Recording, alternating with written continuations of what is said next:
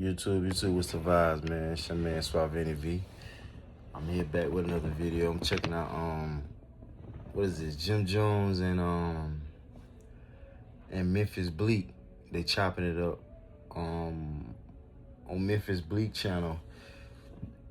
And they chopping it up and Memphis Bleak and Jim Jones said something very important. I just want to make sure I comment on that. So we're gonna stay tuned and check it out real quick. So me being who I am, very passionate and very smart, and I love business because I see things from a different. And one of the things that fucked me up in that position where I kind of left that was one day, and we just talking story. One day I'm coming out, I'm walking with Kevin and Leo, Cam and Dan. Okay, so I'm gonna back up a little bit. Cause they were just talking about some real shit. So I should have started this shit over. No, I ain't gonna start it over because I want to make sure I get the right points. So basically what I'm about to speak on is that so Memphis Bleak, this is his podcast, but it's so dope because they shooting it in artist to artist IFC factory. I think that Jim Jones little content creation factories joint, and so it's dope how they shooting it at Jim Jones spot, but it's Memphis Bleak podcast, and you know they just chopping game and they just telling about their stories about their past and their life and their history, because both of them boys been in the game since they was a teenager, you know what I'm saying, 19, 20, 21, something like that, 22, 23, somewhere around that age. And Jim Jones said something very important. I think I back it up enough to check it out. This guy called me that I know he got all. So Jim Jones talking about the positions that he had at a H&R position and working in the offices and stuff, making $10,000-$15,000 a month before he was a rapper.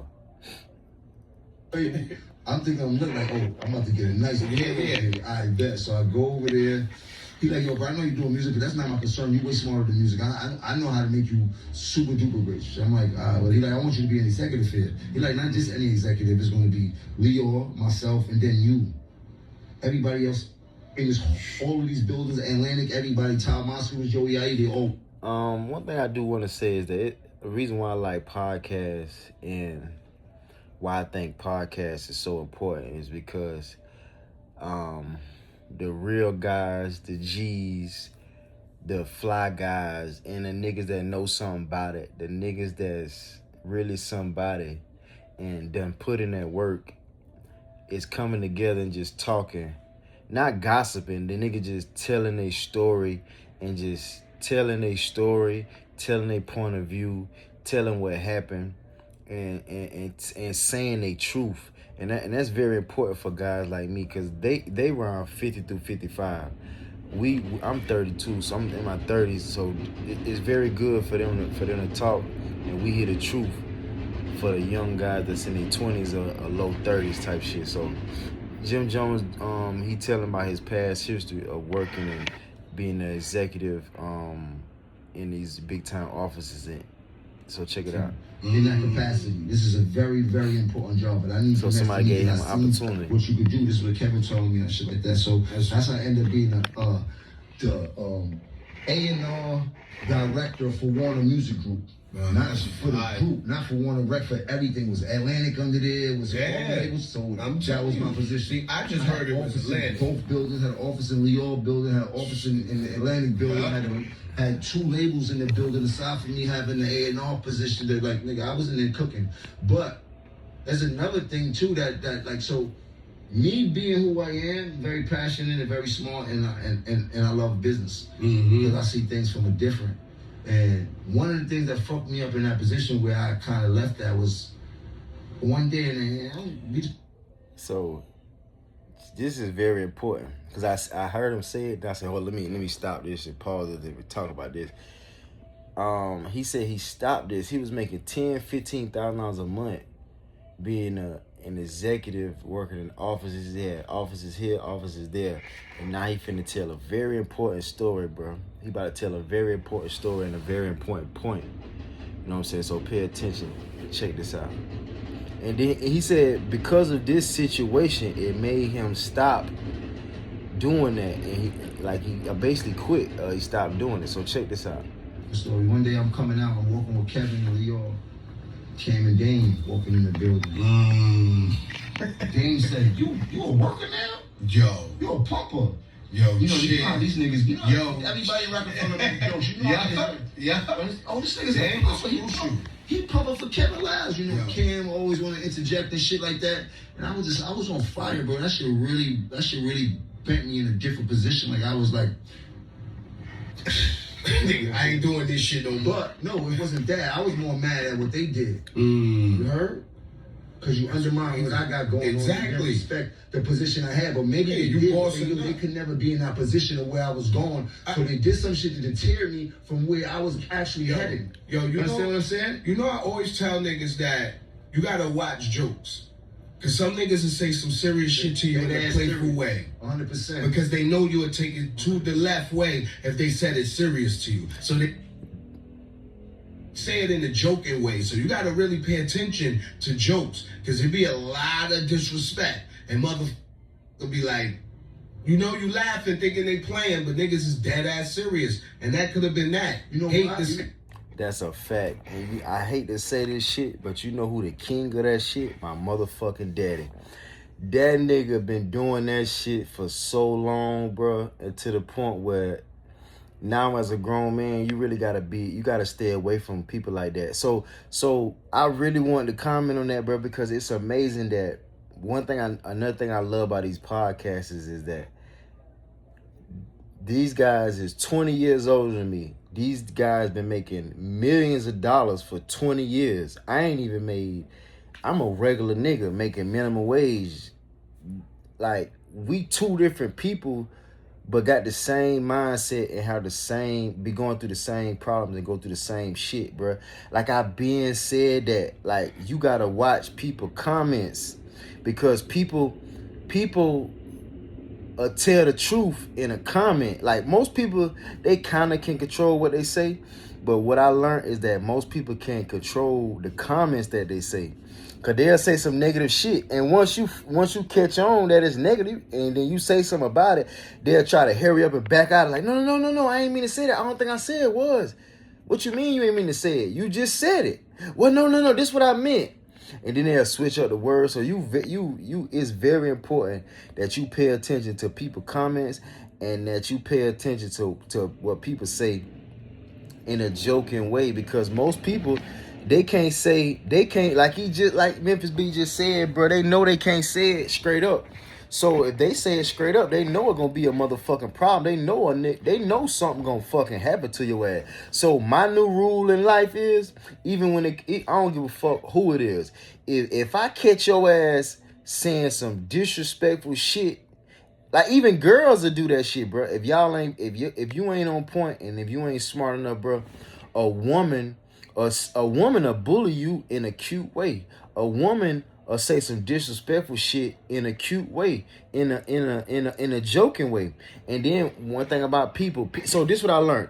People that can't fight and people that won't slap the shit out you and people that ain't known for putting their hands on you and they can't really fight and they really pussy, they'll do it in a joking way. I remember in high school, niggas used to say shit in a joking way. But it'd be like, what the fuck that nigga? So you gotta really pay attention. But my new rule is, if I catch anybody saying something in a joking way that disrespectful, I'ma treat it as if you said something. I'ma treat it as if you ain't said it in a joking way. Because what I learned is that a motherfucker can say some disrespectful shit and say the wrong shit and then say, I'm just joking, I'm just playing. But if I was to do that, motherfuckers won't take it as a, so you really got to pay attention to people. But my new shit is, bro, if you say some disrespectful shit to me in a joking way, I'm going to treat it as if you ain't even said it in a joking way. So whatever the fuck, like, whatever you thought I was going to do, if you say that shit straight the fuck up, that's what I ain't gonna. And then sometimes you ain't even got to do nothing, bro, because when you around somebody and a person just gotta lie, or if you around somebody and a person just gotta make jokes about you, that is a confirmation that you was the shit and they is intimidated about you. So I already know a nigga like my daddy. I'm just telling you the truth. When I noticed when I used to go around him, the nigga always say something negative. The nigga always make a joke that's negative. The nigga always do some disrespectful ass shit in a negative light. And so not only did I notice my daddy doing that, I noticed my fucking mama doing that shit. Just recently, I just had to cut off my motherfucking aunt, her ass too, doing the same shit, bro. And I'm like, and then you know right from wrong, and you know what it is and what it ain't. Be like, oh, these motherfuckers think they slick. And then again, I ain't gonna even lie, it's my fault. You know it's my fault? Because I don't cuss people ass out. Because I ain't known for slapping the shit out of people. I ain't known for slapping a person upside the head with a motherfucking glass bottle. I ain't known for that. I'm known for keeping that shit pimping and keeping it fly and keeping it G and be kind and nice to people. But I realized something. The more you be nice to people and be kind and be generous and be player and be like, I ain't worrying about it on some suave shit, they just step all over you. So I'm glad he said that. But now you ain't got to worry about stepping over me, or you ain't got to worry about being negative to me or saying negative jokes, because I cut your motherfucking ass off. And that's what I recently had to do with my whole damn family on the motherfucking mama side, on the motherfucking daddy side, all my bitches and all my niggas. Cut everybody ass off. So since y'all want to be dirty, since y'all want to be grimy, since y'all want to always say something negative, instead of me going upside your shit, or fucking your shit up, I'ma just not even deal with you, bro. I'ma just not even see you no fucking more. Bitch, I won't even see you no more. So that's one way that you can stop this, but you gotta pay attention, boy, because motherfuckers be hating on you like a motherfucker. And now that we old and we listen to this shit, them niggas was really hating on Jim Jones, bro, because really Jim Jones was the motherfucking crash out dummy. And then them niggas just mad because that nigga just caught on. And now he's saying he was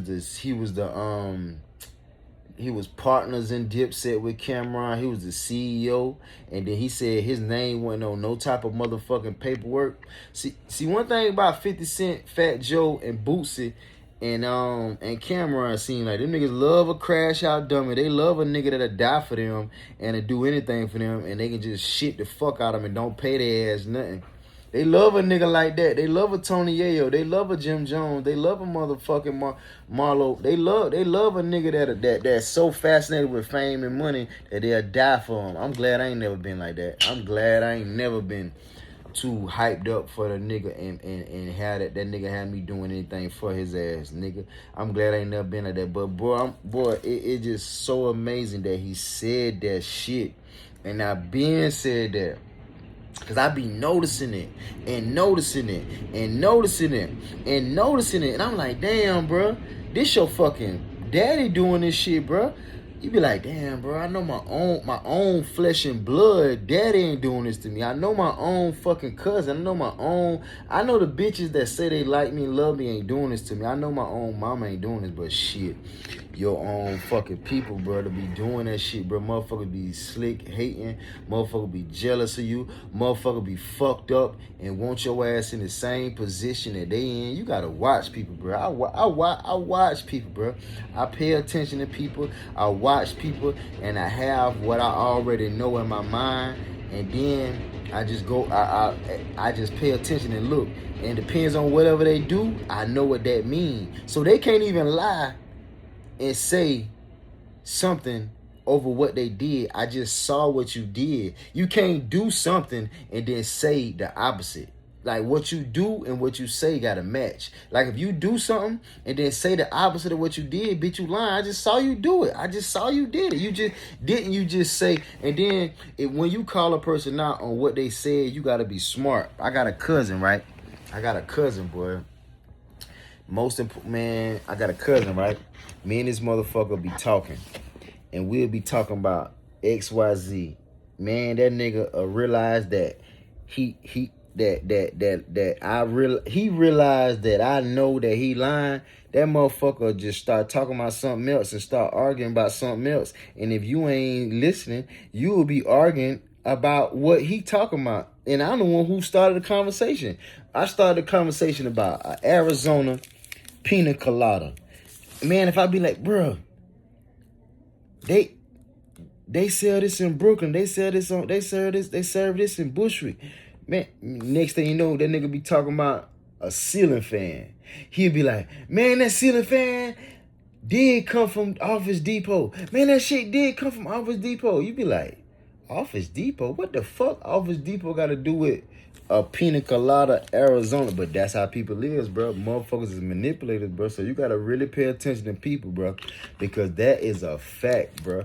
You got to watch people when they tell fucking jokes and shit, because motherfucker really be hating and motherfucker really be throwing salt. Like I already told myself, when I go around those certain people again and they throw salt or they do wrong or they say some negative shit, I'm gonna go ahead and put in my mind what I'm gonna do to that person before they even do it, because I know they're gonna do it.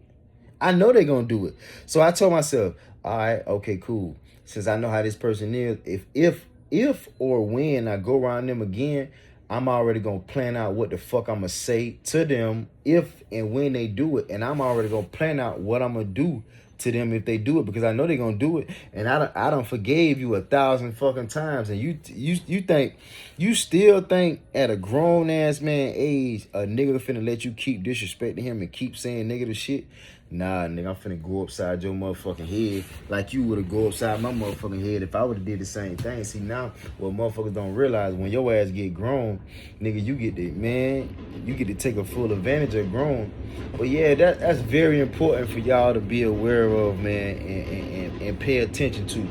Watch motherfuckers, watch people comments, and watch people when they say something in a jokingly way. You know what I'm saying? And I'm telling you, watch people comments, listen to people comments, and watch people facial expressions, bro.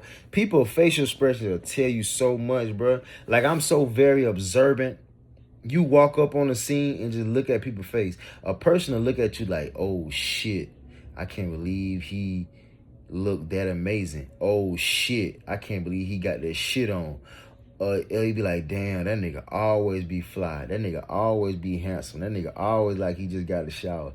That nigga always keep that shit pimping. All the bitches always wanted to fuck that nigga ever since 4K. We was in kindergarten together. The bitches was on that nigga since 4K. Now that nigga in his 30s. So you gotta watch people's face. And you gotta watch people's face when you tell them good news. You gotta watch people's face when you gotta watch people. You gotta watch. I'm telling you, bro, people full of shit.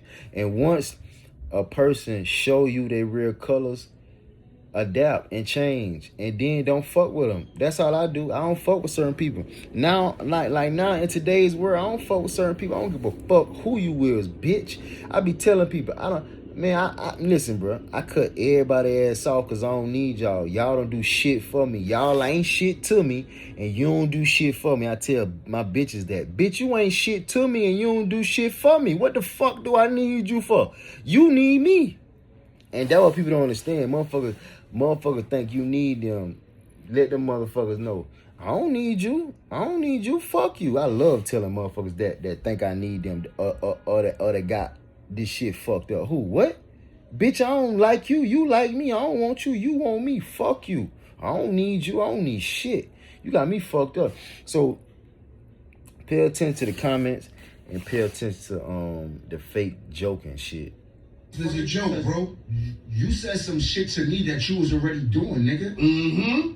You was Leo dude boy. That's why you had so much envy towards him, because you not nobody boss in that situation. That's right. Leo was your boss. That's right. While you walked in that building with me, definitely somebody else was your boss. Everybody. Rockefeller was a label. There was somebody else that was your boss. Yo. So you walked into a building where I became a big executive at, and tell me what I'm doing is wrong. When nigga, you doing the same thing. Yeah, that was. And I never told nobody about this like this in this world. I'm just telling you, that's how that shit struck me. Yeah, of course. I would have felt the same way. This nigga just like tried to undermine my shit. And me being so loyal You never said nothing. You heard? Kept Never that said check, nothing. but I learned a valuable lesson. That real shit, bro. Them lawyer niggas like me always get the back, always get the damn the backhand, the fucked up shit. I feel for Jim Jones, man. He really crying, not crying, but he really spilling from his heart, and he really telling the truth. Like, bro, I was a loyal nigga. I was down for these, just like Woody. I was down for these niggas. I was doing the most. Them niggas, that nigga was a real crash out, bro. Y'all must be don't see. Y'all too young. Y'all don't know Jim Jones, bro. Y'all should have caught that nigga back in motherfucking. We was in junior high when them niggas, man. Y'all should have caught that nigga in the early 2000s, 2004, 5, 6, 7. Them man, they got video of Jim Jones always fighting the bouncers and fighting people, bro. That nigga ain't give a fuck. But being loyal or get you bit in the ass like Tony Yayo. Ain't no way in the hell Tony Yayo should be not in power. Oh yeah, he did something for him. I remember G Unit was on the I think it was a Breakfast Club or some kind of morning show in the morning. Lawyer is Tony Yayo is 50 Cent still be trying to play that man, embarrass that man. 50 Cent got on the air. Everybody watch, everybody listen to millions of people listening. 50 Cent always trying to embarrass you, always trying to play you, right? So anytime a nigga grew up fucked up, he always trying to make you fucked up with him. So I always remember that a fucked up person wants you to be fucked up with him. So he got on the air and he was like, yeah, man, Tony Yayo asked me to buy him a restaurant for $200,000. I told him no. And then Tony Yayo be like, damn, man, why you couldn't, you know what I'm saying? You got it. I mean, you got 10, 20, 30, 40, 50 million dollars and you can't just give me $200,000. So this nigga done got his mama career shot up for you. And that nigga ain't worth $200,000. I'm glad I ain't never fucked with the streets, bro. I'm glad I ain't never fucked with no niggas. I'm glad I wasn't never in that motherfucking gang shit. I'm glad I ain't never I'm glad, bro. Seeing how these niggas treat a nigga that's really loyal and down for you. I'm glad I was a smart nigga that was raised by his great grandma, boy. Cause I feel these niggas pain, bro. You know what I'm saying? But he said that like, damn, bro. Like, that nigga ain't even worth $200,000. Them niggas getting in shootout, shooting at his mama crib. Niggas shot up his mama crib for you. And what 50 give you in return for they done shot your Bentley up. All this beef come from 50. They done shot your Bentley up, and they shot your mama crib up. And this nigga won't give you $200,000. See, I'm glad I ain't never fucked with the motherfucking streets. But our loyalty shit how you fucked up. Like he just said. A nigga don't want him doing this shit. A nigga don't want him doing this shit. But he doing the same thing. I remember one time, 2015, I think. We was in a car. It was two of my homeboys. One of my main guys that I fuck with hard, he was a snake. And then another guy that I knew from school. I knew him in 9th grade, and we knew each other since high school. So I was the nigga. So when we was in school, I was getting it. When we got out of school, them boys start selling all type of shit, the wrong shit. I told myself I ain't about to sell my soul, so I'd rather get me a minimum wage job or be broke before I sell my soul for that shit. So them boys sell their soul, now they getting money. So my homeboy about to put me on to the game, and then my other homeboy was like, man, don't put Buddy on. Or he was like, man, Buddy gonna fuck. He was talking about me. He talking about, man, Buddy gonna fuck that money up. No, damn well, I'm the smartest nigga with money out of everybody. Nigga, I'm the smartest nigga with money. That nigga said, man, Buddy gonna fuck that money up. I like, damn, bro, this nigga don't want me to get on, boy. I say, look how niggas say something so somebody else can't fuck with you, or they'll say something to somebody for them not to fuck with you whole time. They mad because that person that they don't want you to fuck with don't want to fuck with they ass. So just watch people, bro. People funny as hell, but you always gotta know what stuff mean and know what a facial expression mean. Like, especially with girls too, bro. A girl will bully the fuck out you, man. Man, I'm telling you, a girl will bully the hell out you, man. A nigga will too. So you gotta pay attention, man. Always pay attention and know what mean. That's very important. Moving forward, I knew how to handle myself in those positions. You heard? And through that fucked it up, but it was cool. I learned a lot there. Was able to take that knowledge that I had there and moving on and end up with the record called Ballin'. So the joke ended up being on them. That's right. I stopped being an executive and had the #1 record in the country on you niggas. And then you imagine the you dig it? You understand what I'm trying to say? That's a fact. So it was like a lot of different shit like that coming up. Used to fuck me up like God, but I know where it comes from. You heard? Yeah. I totally know where it comes from, but it ain't here to bash nobody. Shit, this is all history, so we can't talk about it. I'm just telling you how it made me feel. That's a fact. But through all of that, nigga could have did anything he wanted to me, because that's how loyal I was to him. You heard? That's whack though. You did? That's crazy, bro. That's crazy, bro. That's crazy, bro. That's crazy. I'm never going to get a nigga. He was like a fucking executive at Warner Music Group. Now I'm my own executive. Exactly. You heard? I got a whole facility, built my whole network. Congratulations, bro. Record label. You heard? Clothing line. Podcasting, clothing line. We just going to run it up. That's everything I learned, off of every mistake that I had to go through and every loss that I had to take. Now we going to put this shit on a winning streak. That's a fact, man. Like, I feel like as artists, we always take our losses, but our losses is visible. You know what I'm saying? And the loss of loved ones when they pass, like. Yeah, man. Shout out to Jim Jones, man, for being relentless, man. He, you know, I ain't with that gang shit, but a lot of that, I feel him when he talking about loyalty. You know what I'm saying? I'm a loyal nigga too. You know what I'm saying? I ain't never been loyal to the wrong. I've been loyal. I ain't been loyal to friends in the streets for the wrong reason. But I've been loyal. To some family members and my closest family members, and they shitted on me. And I've been loyal to a lot of people that I met, and they will shit on you. But that don't make you stop being loyal. That just make you stop fucking with they ass. I ain't fucking with y'all ass no more. It's a whole world out here, bro. That what I ain't had to realize it, but that what I realized, nigga. It's a whole world. Fuck y'all over there, bitch. I ain't gotta never fuck with y'all no fucking more. I done spent too much of the wrong dead ass time fucking with y'all dead weight motherfuckers.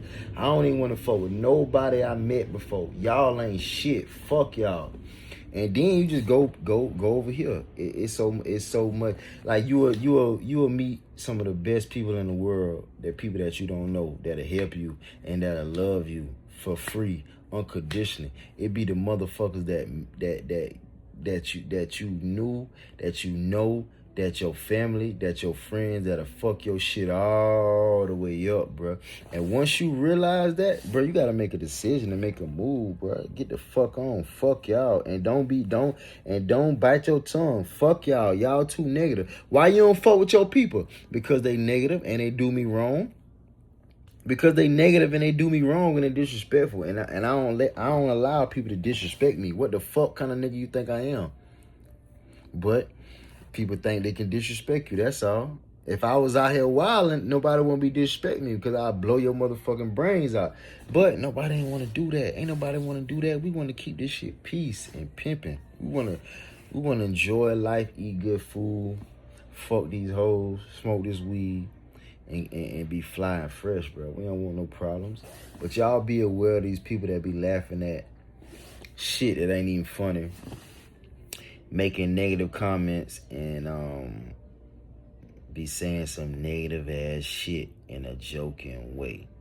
Make sure y'all like, comment, and subscribe.